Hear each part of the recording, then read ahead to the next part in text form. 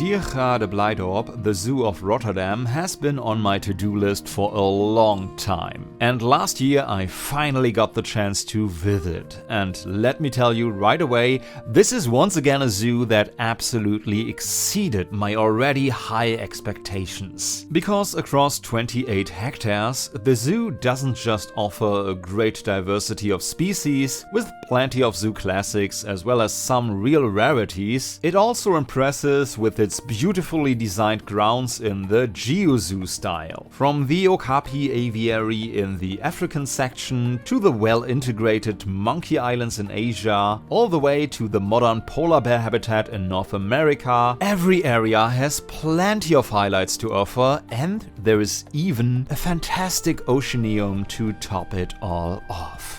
So once again, we've got a jam-packed video ahead of us, and I'm really excited to show you in more detail why Diergaarde Blijdorp has become one of my absolute favorite zoos. But before we get started, let me know in the comments what you think about the park, and while you're here, feel free to leave a like and subscribe to join me on this journey through the world of zoos. Thanks a lot, and with that, let's get started.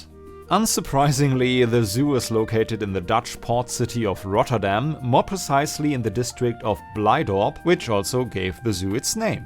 Since I arrived by train, we are starting our tour at the city entrance on the eastern side of the park. From here we'll set off on a journey around the world, beginning in Asia, then we move on into the Americas, into the depth of the ocean, and finally looping back through the African section. In doing so, I'm slightly glossing over Europe and Australia, which speaks volumes about how small these parts are. The Europe section is nicely designed as a forest area with biotopes and environmental education elements, but essentially it consists of just a single enclosure for reindeer. Australia, likewise, is made up of only one exhibit, a walk-through habitat for swamp wallabies. Both are well done and enjoyable, but nothing special, especially compared to what the other areas of the zoo have to offer. Immediately to the right of the city entrance, you will find a large aviary for greater flamingos, which, while naturally also found in Africa and even parts of Europe, are here assigned to the Asia section. Behind the aviary, the path leads into a densely wooded area where the enclosure for the critically endangered Amur leopards is embedded. The animals can hide well here, and I only spotted a leopard on my second try, though outside of the dense vegetation the enclosures are solidly laid out while not being huge. The enclosure for the rarely kept Francois leaf monkeys isn't particularly impressive in size either. At least the indoor areas could certainly be more spacious, especially considering cold winter days, but the outdoor enclosure is at least well furnished and makes the most of the space, including enrichment for the animals. The path then leads deeper into the forested area, where a large pond is home to pelicans, specifically Dalmatian pelicans. They range from southeastern Europe through parts of Central Asia all the way to Mongolia. The pelicans can be observed in a beautiful setting here, though there is certainly room for debate over whether it's appropriate that feather trimming is still permitted in the Netherlands. Next to them is the enclosure for the Visayan warty pigs, which are sadly once again critically endangered. Their enclosure is larger than it may initially appear because it's divided into several interconnected sections.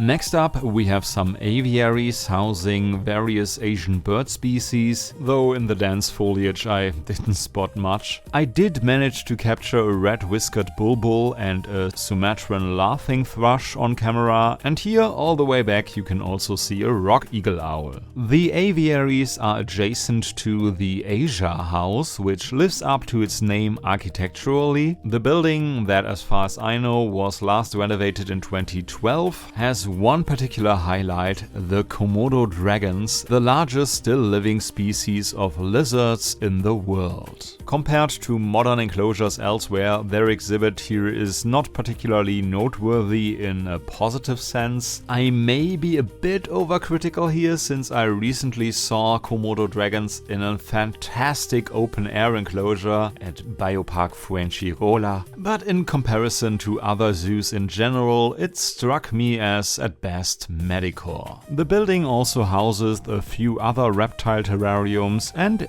the indoor enclosures for the wanderoos, although during my visit the animals were outside. We first see their island behind the enclosure for the Visayan spotted deer, which by the way cannot be found in any other zoo in the Netherlands.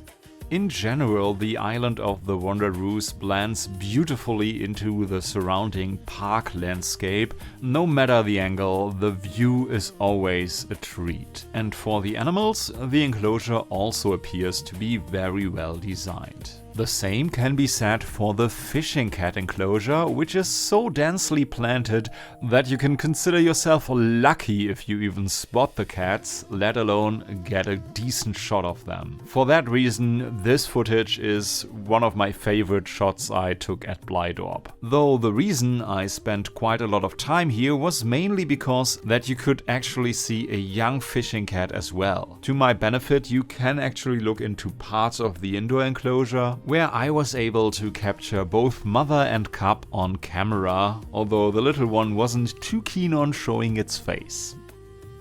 Next, we arrive at a beautifully designed Chinese garden that really invites you to linger, even though, aside from a Canada goose with its goslings, there wasn't much animal activity to be seen. There is an enclosure for Asian small-clawed otters, but they didn't make an appearance for me. By the way, the larger continental areas in Blijdorp are further divided into smaller sections. Up next, for example, is the Asian wetland zone, where we circle around the island of the crested black macaques. Their island is at least as beautifully designed and embedded as the one of the wanderoos, making it all the more enjoyable to observe their social behavior. And yes, sadly, once again, they are critically endangered. Other than that, there is also a walk-through aviary here, home to white-naped cranes. After completing the loop, the path continues past several fairly spacious hoofstock enclosures for bantangs and Bactrian camels. We then reach the Himalaya area, which immediately gives off a very modern impression. No surprise there, as the red panda habitat only opened in 2022. I only caught the pandas sleeping, and their roommates, the turfed deer, weren't particularly active either. All the more reason for me to appreciate the surroundings. The immersive design gives visitors a real sense of the animal's natural habitat, and the educational elements are very well done, especially this animated children's book, which I found to be really clever. Then the path leads on to the enclosures for Indian rhinoceroses, which are noticeably older without that being a major drawback. Aside from the fact that the two enclosures appear to be arranged in a sequence, which may not be ideal from an animal management perspective, they still come across as solid overall. And as you can already see from the footage, the atmosphere here is still quite impressive and beautiful. Unfortunately, the palace cats didn't show themselves, so all I can give you is a look at their empty enclosure. From here, we move straight into the Taman Indah house. The building, opened in 1994, features an indoor rainforest in which the indoor enclosures for 3 pachyderm species are embedded. First, we have the Indian rhinos we've already seen outside. The Malayan tapirs didn't make an appearance indoors either, while the Asian elephants were active during my second visit inside. Back in 1994, their indoor enclosures in particular were state-of-the-art, with separable free roaming areas and boxes. More than 30 years later, of course, this is no longer anything extraordinary, even when the main residents are outside, the house still has some smaller inhabitants to observe. There's a tank with various fish, and you can also see the beautiful Sumatran Prevost squirrels. On the other side of the house are the outer enclosures for the other pachyderms, where the Malayan tapir was lounging lazily. The elephant herd, on the other hand, was having fun in the piled up sand. I couldn't verify exactly how large their outer area is, as sources differ. I'd estimate somewhere around 3,000 to 4,000 square meters. In any case, there were plans to significantly overhaul the elephant facilities here.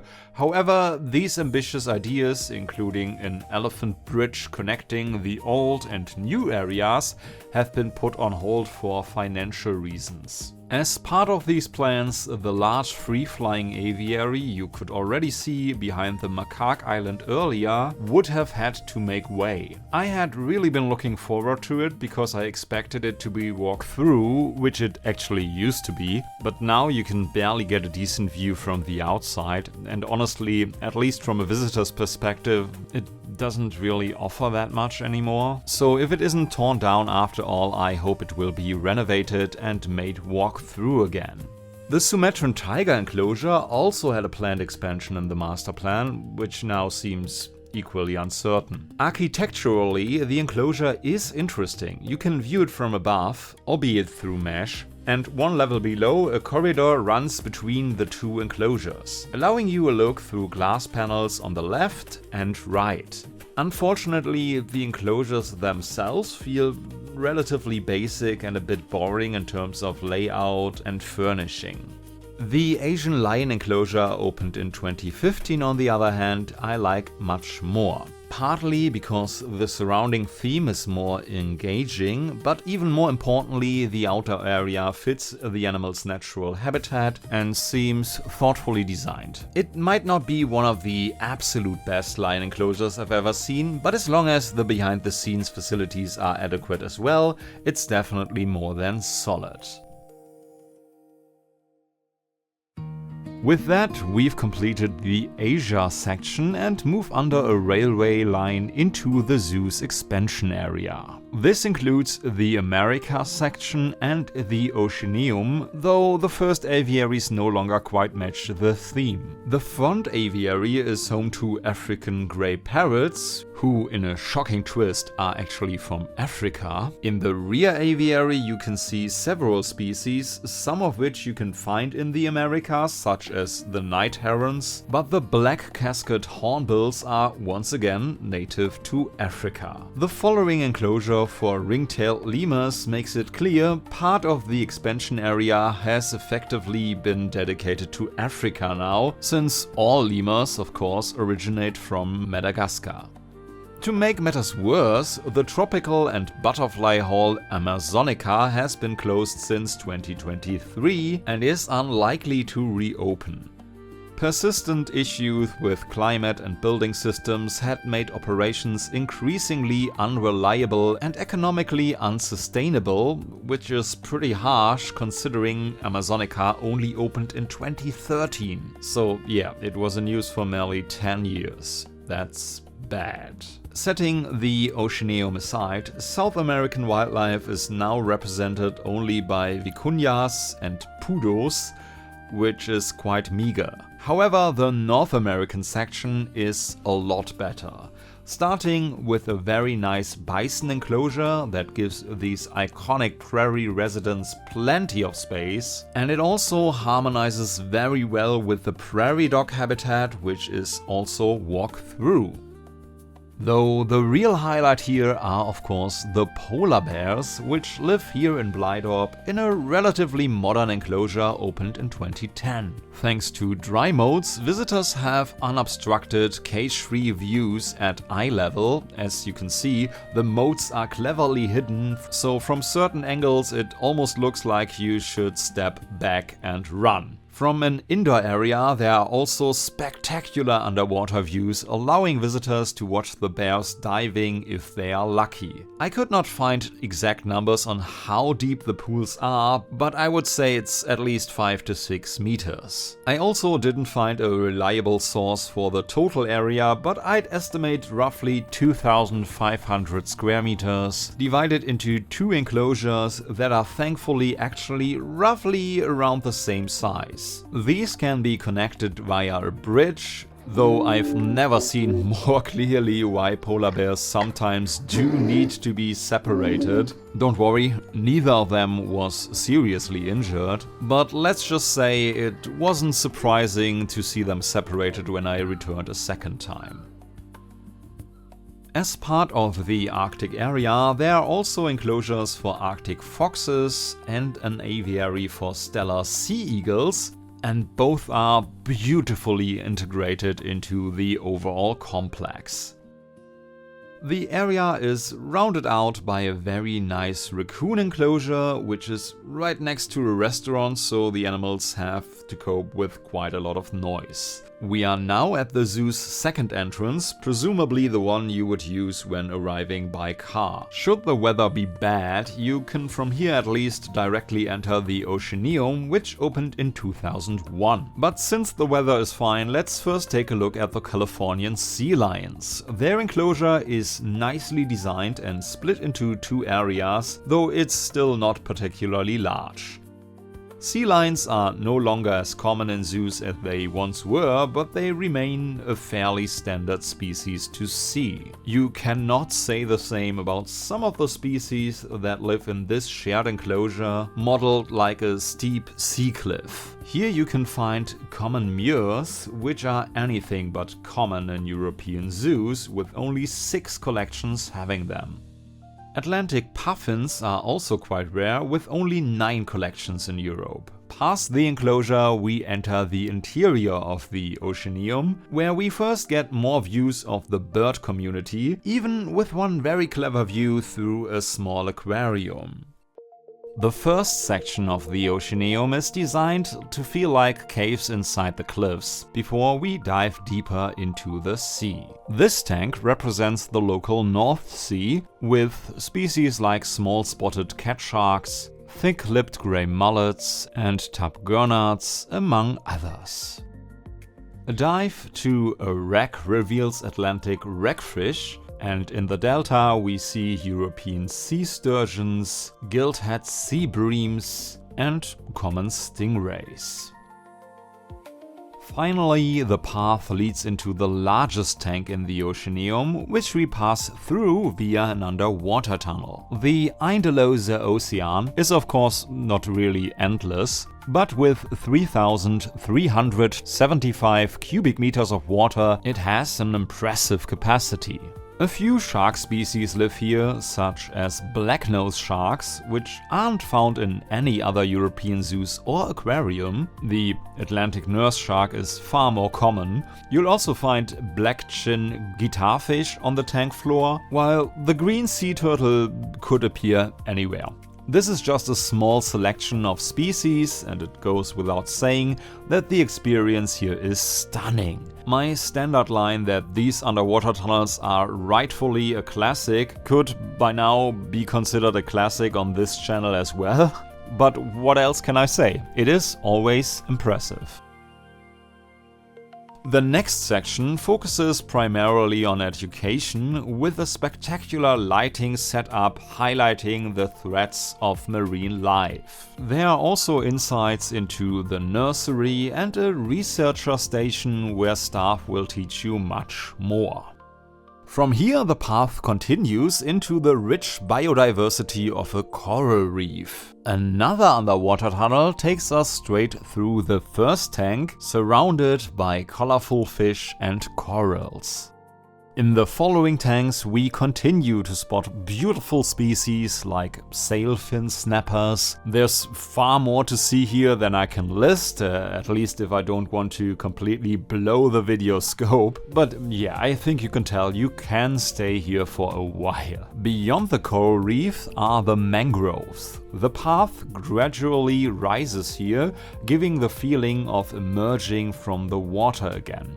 Once more, a huge variety of species can be observed, from queen angelfish to southern stingrays and blue-spotted ribbontail rays. A truly great ending to our marine journey, but we are not done and now head further inland. Here we find several well-designed terrariums for species like rhinoceros iguanas, but it's not just reptiles, there are also mammals like cotton-top tamarins and Cuban tree rats, giving South and Central America yet a better representation than initially thought. In the tropical ambience, there are also some freshwater tanks, taking us into the Amazon for example, and there we can not only find piranhas, but also Cuvier's dwarf caimans. The freshwater section is far from being extensive, but a few exciting species such as spotted gulls can definitely be spotted. Pun not intended. From the humid tropics we now move on to the icy southern pool. Here we get to see the only king penguins in the Netherlands and also the only gentoo penguins in the country. And Antarctic penguins are of course generally relatively rare due to the demanding husbandry requirements. Our tour of the Oceaneum is now coming to an end, but there are still a few more terrariums. Again, not just reptiles and amphibians, but also species like the ostrich quail or even Balabach's chevrotain. There's also this somewhat clinical section which I did not quite understand, but I assume it's conceptually linked to the red list. Feel free to clarify in the comments. Then finally we pass through a corridor reminiscent of the bow of an old ship to the Galapagos giant tortoises, which were resting in their warm indoor area during my visit. Now, let me know if you agree, but I think the Oceaneum at Blijdorp is one of those zoo buildings that could definitely stand on its own. But instead it's just one part of this really big zoo, which has one last large thematic area left for us, and with that, off to Africa. So we pass under the railway tracks once again, returning to the older part of the zoo. There, right next to the Asiatic lions, we first encounter the enclosure of the moor gazelles, a beautiful and sadly critical endangered species. The bongos, on the other hand, sadly didn't show themselves. One enclosure I really liked was this vulture aviary, which is more or less walk-through. Well, actually less so, because the viewing hut you enter here doesn't offer a completely unobstructed view. Still, you get a good look at the animals living here, and as you can see, they are not all vultures. The marabou is also a scavenger, but belongs to the stork family, and the hammerkop is classified within the pelicaniforms. Already with a view towards the giraffe enclosure behind it, we come across the mixed exhibit for zebras and ostriches. From another angle you can also already spot another aviary, which houses Diana monkeys, although I unfortunately couldn't really get them on camera. Their indoor enclosure is located in the so-called Henry Martin House. Named after the first director of the zoo's predecessor, this building used to house many more animals, but has since been converted into an exploration center and a veterinary clinic where visitors can look inside. Opposite, you'll also find the servals, though I only managed to catch a brief glimpse of them. Just beyond that, we now reach the giraffe enclosure, which we already caught a first glimpse of earlier, but from an elevated path we now get, of course, much closer to the reticulated giraffes. And if the branches hanging here hadn't already been so heavily browsed, they might have come even closer. On the other side of the elevated path, we look out over the spotted hyena enclosure. It's actually a really nice exhibit, but it's a bit of a shame that you can only view the animals from above here. The path then leads in the architecturally interesting giraffe house, where the animals can also be observed very well from a platform. The building, which opened in 2009, is not only visually striking, but also follows a sustainable cradle-to-cradle principle, using passive solar heating as well as natural lighting and ventilation. If you'd like to read more about it, I've linked an article in the description. Right behind the house, we straight go into the next building, the Krokodilenrivier. Opened in 2008, it is another highlight that truly lives up to its name. As you'd expect, it features crocodiles and it is designed to resemble an African riverbed.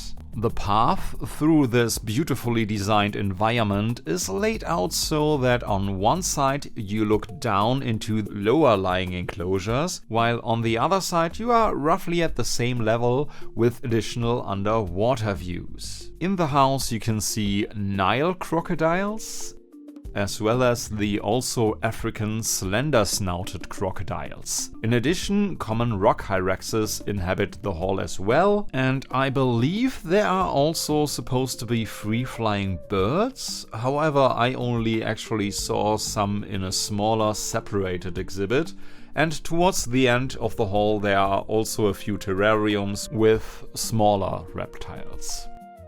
Immediately afterwards we reach my absolute highlight in Blijdorp, the walk through Okapi aviary. I don't know about you, but I absolutely love okapis, and I'm always happy to admire these incredibly beautiful animals.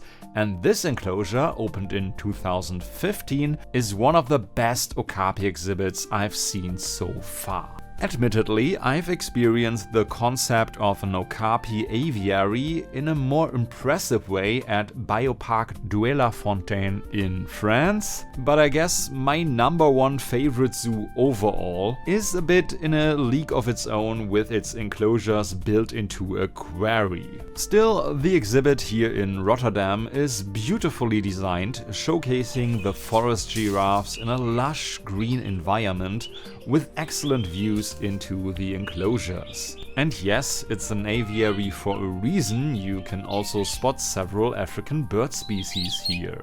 The downside of it being an aviary is naturally that the outdoor areas can never be quite that spacious, but once we move into the adjoining walk-through house, it becomes clear that this is compensated for with very generous indoor spaces, which far exceed anything I've seen in other zoos in terms of size. Especially on cold winter days, this is an incredibly valuable advantage over the often cramped indoor housing elsewhere. And year-round, the greenhouse provides a beautiful, even more tropical continuation of the concept, with birds flying freely here as well. At the exit of the house, you'll also find the obligatory meerkat enclosure. Very good, I think that's probably written into law. Zoos have to have meerkats. Passing more animal stables, where, for example, the red river hawks were already dozing, and also past the enclosure for the red forest buffaloes, we continue on to the eastern black rhinoceroses. Their enclosure feels noticeably more old-fashioned again, and already clearly reflects the rounded curved design style for which the architect Siebold van Ravestein was known. This entire complex, This, together with the Rivièrahal building, is an iconic architectural monument in the neo-Baroque functionalism style, originally opened in 1941. Over the course of more than 80 years, all kinds of animals have lived here, including elephants in the past. Today, besides the rhinos, it's also home to pygmy hippos, which I was able to observe very well in their indoor area. And of course, the atmosphere here is anything but modern, but still impressive and full of history. At least for the pygmy hippos, the use still seems quite acceptable, but I couldn't really assess that for the rhinos, as access to their indoor area was closed. In the past, various great apes were also housed in the front part of the east wing. Today only the gorillas remain. In my opinion, however, their indoor enclosures don't strike a good balance between the historic building fabric and modern animal husbandry. Outside, things look better because next to this historic structure there is an extension area, which not only significantly increased the space available for the gorillas, but has also been designed in a much more naturalistic way. Even so, gorillas are said to be phased out in Blijdorp because supposedly they don't fit into the long-term Masterplan 2050. This Masterplan aims to restructure the zoo with a stronger focus on conservation and large shared habitats for the animals. Of course, gorillas are endangered and in principle they can be mixed with other species, for example with the white-naped mangabeys, which are currently housed separately nearby, so I think the real reason they are said to be out is just money. In any case, it's a bold and controversial decision to completely move away from keeping great apes, but we'll have to see how things actually develop as progress here has slowed, and for now the gorillas will remain a bit longer than originally planned. The Rivièrahal building is still set to be further renovated and repurposed, but the enormous costs involved present a major challenge for the zoo. At present, 42 million euros have been allocated, and the first construction phase is scheduled to begin in 2027, focusing on the west wing first. The so-called Victoria Serre, the iconic round dome with the pond where giant water lilies grow, is to be modernized but preserved. The wing also houses a walk-through indoor jungle with numerous free-flying birds such as Bali minas and the impressive wreathed hornbills. Other species such as the giant toucans and the very rarely kept Reggiana birds of paradise are housed in separate enclosures. For me, this area in particular was a great experience, and I'm generally very curious to see how this massive building will hopefully shine a new splendor in the future. At the same time, I'm glad I was still able to experience it in its current form. And now to conclude our tour, there's one more building that has already undergone a radical transformation. Because here, where two groups of gelada baboons live today, tigers and lions were once housed. The building, originally completed in 1939, featured two stage-like outdoor enclosures with moats on the south side. These have now been merged and covered with netting, although somewhat surprisingly, the vertical space is not really used. On the opposing north side, a second overnetted enclosure has been created, which, thanks in part to the artificial rockwork, is visually a bit more impressive. Inside the building, instead of the former passageway, there is now a visitor room with a view into part of the indoor enclosure, while the other part remains behind the scenes. I also found this cave particularly well designed. It leads into the artificial rockwork, where you can gain further views into the enclosure through glass panes. All in all, it's an exhibit that shows how historic zoo structures can be transformed with a new concept and new inhabitants into something truly appealing for both animals and visitors alike. Let's hope this approach can continue as planned, because as you've already heard here and there, the implementation of the master plan so far is not going as planned. Overall, these are somewhat turbulent times in which Belinda Baca has become the first woman to take over the director position just this February.